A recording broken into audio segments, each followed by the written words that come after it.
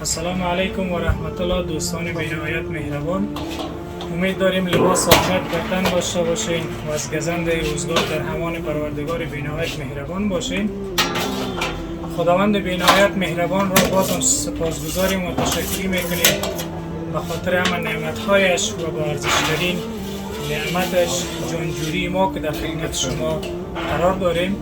دوستای عزیز، از سلسله کمک‌های بنیاد خیری باران رحمت امروز ما در نظر گرفتیم تا با یک تعداد از مریض‌ها یا یک تعداد از کسایی که پایواز هستند در شفاخانه صحت طفل از طریق شمایی که ما را پل ارتباطی ساختین همکاری بکنیم و یکی از دوستای ما و یکی از برادرای ما که همیشه در کمک‌ها سهم میگیرن، برادر عزیز ما شفیع الله سانگزی است. جا داره از شما خیلی تشکری بکنیم، همیشه همکاری کردن تا افطاری ما انشالله در نظر گرفتیم. شما بقیه برنامه رو ببینید، انشالله ما میریم به شفاخانه صحت طفل، ما انشالله در خدمتتان هستیم، برنامه رو تماشا باشین. شما هم از دعایتان ما را فراموش نکنین. یک جهان سپاس از همتان.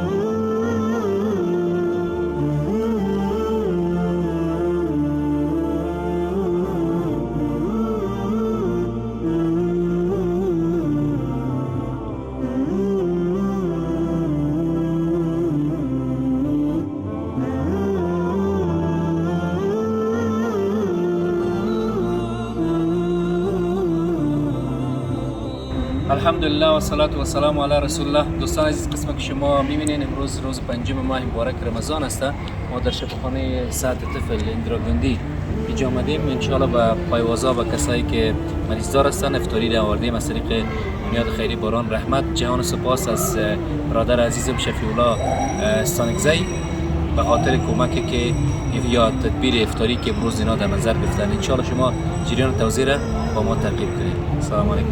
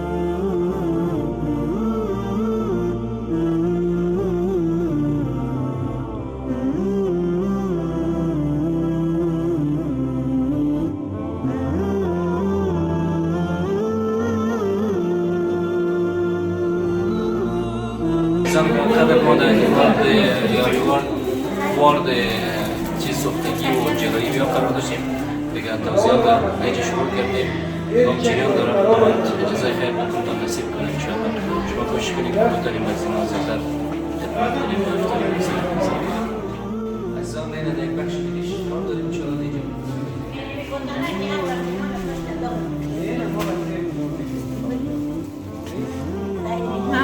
شمال بعد مریض دارستن